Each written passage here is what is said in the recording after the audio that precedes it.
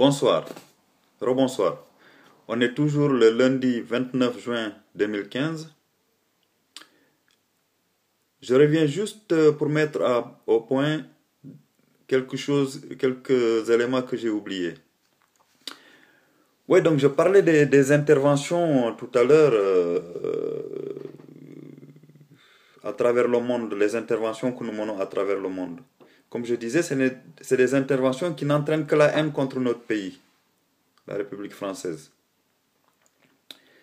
Parce que pourquoi est-ce que, comme je disais, les Allemands ne sont pas... Parce que, comme on disait, la France se trouve au niveau de la liste des pays les plus menacés. La France arrive en troisième position après les États-Unis et Israël, ou Israël et les États-Unis. Mais pourquoi l'Allemagne, la Suède, comme je disais tout à l'heure, la Pologne, la Hongrie et les autres pays de l'Est ne figurent pas dans ces listes? Mais parce qu'ils n'interviennent pas. Parce qu'en fait, il faut savoir que les autres pays sont assez malins. Parce que eux, ils nous fournissent peut-être le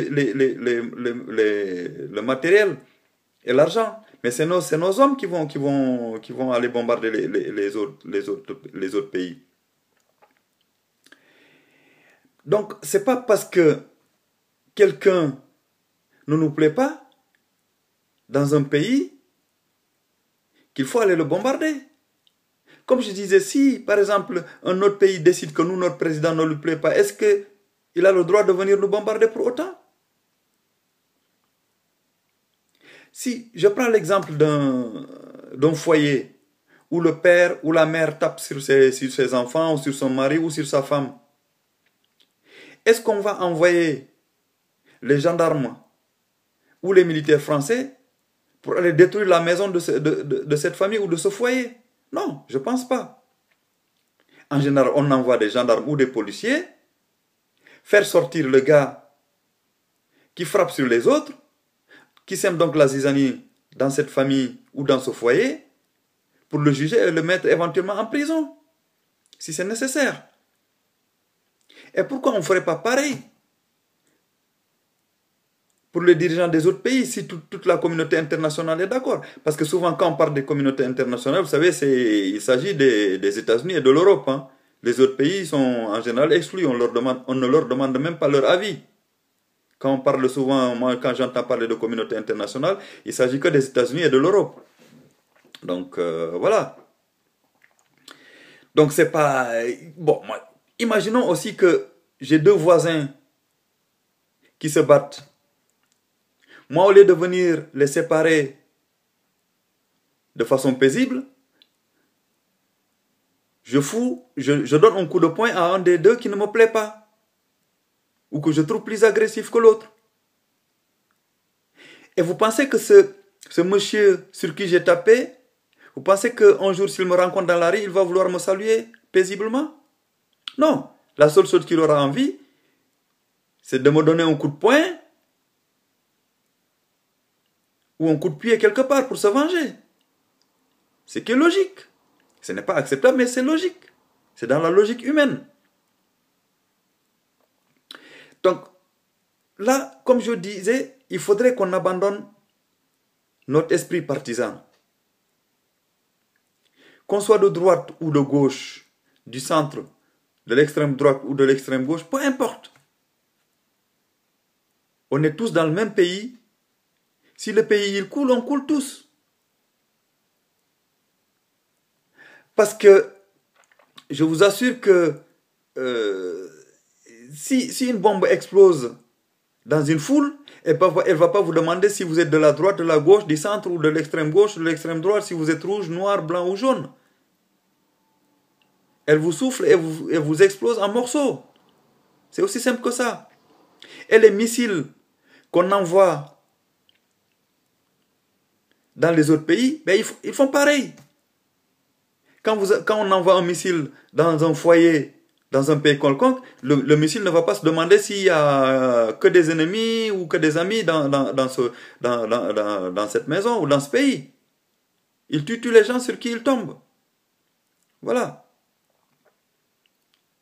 Et donc là, nos hommes politiques nous disent, oui, ils nous rassurent en nous disant, oui, on va vous sécuriser, on va vous sécuriser à droite, à gauche. Mais moi, je pense qu'il ne faut pas qu'on les écoute. Ils nous sécurisent en quoi? Mais ils vont sécuriser peut-être certaines villes, les aéroports, les gares. Mais les villages français, est-ce qu'ils vont les sécuriser? Et de toute façon, si les terroristes n'arrivent pas à accéder aux grandes villes, aux aéroports, ils vont s'en prendre aux villages. Parce qu'imaginez qu'un gars prenne sa camionnette bourrée de bombes et la fasse exploser dans une place publique de n'importe quel village français. Vous vous rendez compte de la psychose que ça va créer? Parce que ces gens-là, les terroristes, ils s'en fichent de toute façon souvent de faire des morts. Ce qui les intéresse, c'est de créer la terreur. Et quand vous faites exploser une bombe dans un endroit où les gens vivent, forcément vous créez la terreur. Et le but, c'est ça.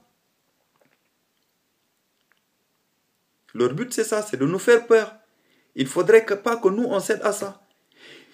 Il est donc temps que nous abandonnons notre esprit partisan, qu'on soit de gauche, de droite, du centre ou de n'importe quel parti, on devrait se rassembler pour sauver ce pays. Parce que sinon, si on le laisse entre les mains de nos dirigeants tels qu'ils sont actuellement, on va à la catastrophe de façon certaine. Donc il faut accepter la proposition de M. Étienne Chouard, c'est-à-dire sa proposition de tirage au sort. Parce qu'effectivement, si c'est les citoyens qui écrivent les textes de loi, les textes de la Constitution, n'importe quel homme que vous mettez à la direction du pays, à la gestion du pays, vous pouvez le contrôler. Parce que des gens qui dirigent un pays, ils ne vont pas voter des lois qui vont les sanctionner. C'est absolument faux. D'ailleurs, regardez nos hommes politiques.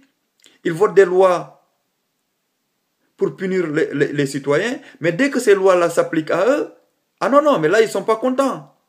Il faut que les lois s'appliquent aux citoyens lambda, mais pas à eux. Ah non, il n'en est pas question. Mais oui, parce qu'ils ont voté les lois. Et en général, comme la plupart du temps, c'est tous des francs-maçons, ben, ils ne vont pas se juger entre eux. Ils s'amusent. Tous les présidents qui ont été poursuivis, les poursuites durent 10 ans, 15 ans. Et en fin de compte, il n'en sortira rien. Ils n'en sortent rien en général. Donc il est temps qu'on prenne conscience de la situation et qu'on abandonne les élections. À mon avis, les élections ne servent à rien. Parce qu'on élit toujours les mêmes partis et les mêmes hommes. Ça fait des années que ce sont les mêmes qui nous dirigent et ça fait des années qu'ils nous mènent à la catastrophe. Moi, ce que je vous propose, c'est effectivement de suivre la proposition de M. Étienne Chouard et de faire des tirages au sort. Dans tout le pays, dans toutes les plus petites communes de la France, on peut le faire. Il suffit de se rassembler et d'accepter et d'abandonner l'esprit partisan. Parce que je vous assure qu'on est tous dans le même bateau. Si le bateau coule, on coule tous. Et quand nos hommes politiques viennent nous dire qu'ils nous protègent, mais non, ils nous racontent n'importe quoi. Parce qu'eux, ils se protègent. Ils se protègent. Parce qu'on ne peut pas les atteindre. Ils sont entourés par une ribambelle de gendarmes à chaque fois. Chaque fois qu'un ministre se déplace, il a au moins 4 ou 5 gendarmes qui l'escortent.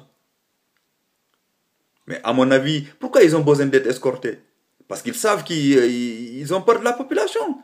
Parce que quelqu'un qui n'a pas à faire de mal, parce que vous savez, c'est comme quand ils nous surveillent, ils nous disent que si vous n'avez rien fait, vous n'avez pas peur d'être surveillé par les caméras ou par la surveillance d'Internet. Mais dans ce cas, eux aussi, s'ils n'ont pas peur de la population, s'ils n'ont pas fait de mal, mais pourquoi ils ont envie d'être escortés? Ils peuvent se balader comme ça dans la rue. Dans les pays nordiques, en général, les gens, ils se promènent comme ça. Ils n'ont pas de chauffeur, ils n'ont pas d'escorte à ce point-là. On nous dit que le pays est en déficit. Et ces gens, regardez nos présidents. Je prends l'exemple de M. Valéry Giscard d'Estaing. Depuis 1981, il n'est plus président de la République et pourtant il est escorté. On sécurise son château, on le sécurise partout où il va. Est-ce qu'il y a des cinglés dans ce pays, des fous furieux, pour vouloir tuer ce monsieur-là? Non. Moi, franchement, je n'ai pas envie de lui faire du mal. Bon, ok, il a fait des conneries, d'accord, mais ça c'est, je vous ai dit, c'est normal. On ne peut pas dire que les hommes politiques, c'est des pourris. Non, c'est parce que c'est nos institutions qui leur permettent de faire ce qu'ils font. Parce que si les institutions avaient des zones de contrôle, des textes qui permettaient de les contrôler, mais il n'y aurait pas eu de souci. Mais c'est eux qui votent les lois et qui se contrôlent. Ce n'est pas possible. Ce n'est absolument pas possible. Donc il est temps qu'on se réveille pour se réunir et arrêter cette comédie. Parce que sinon, moi, je vous assure que notre pays va aller très très mal.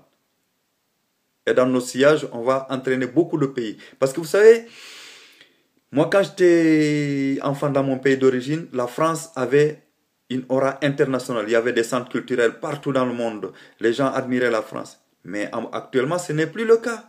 Ce n'est absolument plus le cas. Et à force de faire des guerres à droite, à gauche, on perd de l'argent et nos prestiges internationaux. Ça, c'est sûr et certain. Donc, il est temps que nous nous réveillons, nous les citoyens français. Et encore qu'on élise des gens, mais il faut qu'on arrive à les contrôler. Et là, la seule façon de les contrôler, c'est par le tirage au sort ou par le référendum d'initiative populaire. Parce que je vous assure que sinon, on va avoir la haine, on va introduire la haine dans ce pays et on va tous se battre les uns les autres. Et à mon avis, c'est absolument pas souhaitable. Parce qu'une guerre civile, vous savez, nous savons toujours quand elle va commencer, nous ne savons jamais quand elle finit. Vous savez, une guerre civile, ce n'est pas une guerre entre pays. Ce n'est pas comme en 1940 lorsque l'Allemagne avait envahi la France. Là, c'est un pays qui a envahi un autre. Mais la guerre civile, c'est des gens qui habitent dans le même pays qui s'entretuent. Si vous voyez ce qui se passe au Congo, vous ne souhaiterez pas que cela arrive dans notre pays. Voilà. Donc moi, je vous demande d'abandonner votre esprit partisan, de nous réunir tous ensemble et d'écrire nos textes de loi et nos textes de constitution. Il n'y a que ça qui peut nous sauver. Et en plus, il est temps de quitter cette communauté européenne. Moi, je ne parle pas de l'Europe, parce que l'Europe, bon, la France est dans le continent européen. De toute façon, on peut pas extraire la France du continent européen. Mais à mon avis, il faudrait qu'on revienne à des coopérations comme il y avait à une époque et qu'on supprime les institutions européennes telles qu'elles sont actuellement. Ce n'est pas possible. Parce que ces gens-là, ils sont là que pour une oligarchie. Parce qu'on est dans une plutocratie absolue. Donc, c'est-à-dire, c'est le pouvoir aux riches. Parce que moi, je ne comprends pas que les Français qui étaient si cultivés, si engagés politiquement, acceptent cette situation. D'avance, merci.